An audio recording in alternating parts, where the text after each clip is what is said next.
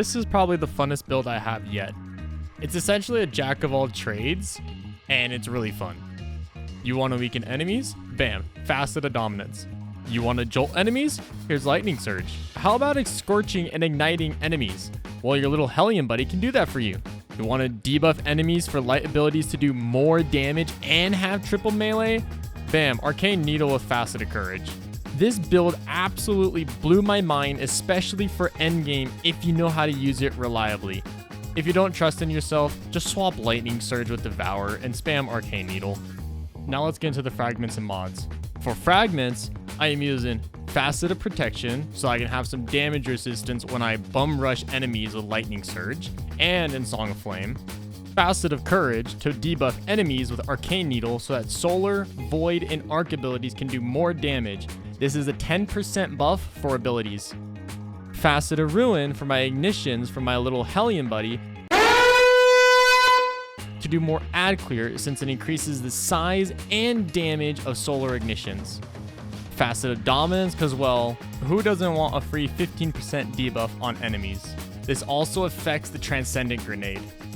Facet of Dawn so that when I use Lightning Surge or Arcane Needle, I become Radiant for more damage output on my weapons.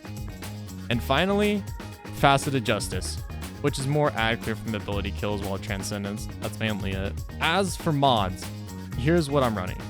Orbs from kinetic kills, increased chance for a heavy drop, and to help allies. Grenade and melee regen. Melee make you orb. Run anything you want. Orb heal a portion of your health, and starts healing immediately from an orb. This doesn't matter. Class ability reduces grenade cooldown. Gain class ability energy after consuming armor charge. Class ability give orb after a kill. As for exotics, I will be utilizing the exotic class bond for double exotic perks. Personally, I'll be running two different ones.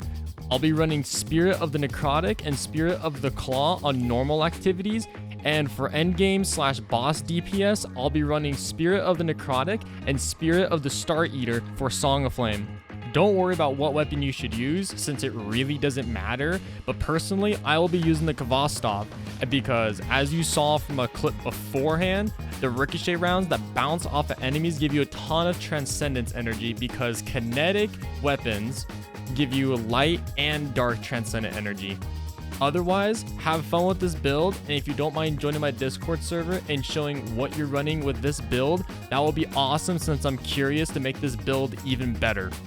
Otherwise, hope you guys liked the video, hope you guys have some fun, and make sure to subscribe to keep up. Have a good one.